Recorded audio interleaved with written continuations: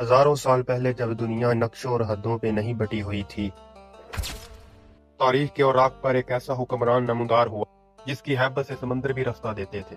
उसका नाम था जुल्करनैन, वो जिसको अल्लाह ने जमीन की चाबियों से नवाजा था।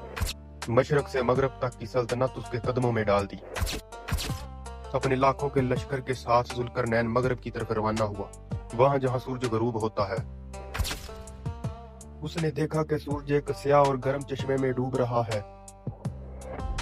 वहां उसे एक सरकश कौम मिली। जुल्करनैन चाहता तो इन्हें मलिया मेट कर देता। जुल्करनैन ने कहा, सुन लो, जो जुल्म करेगा वो मेरी तलवार से नहीं बच पाएगा, और जो रब पर ईमान लाएगा उसके लिए मेरे दरबार में इज्जत होगी।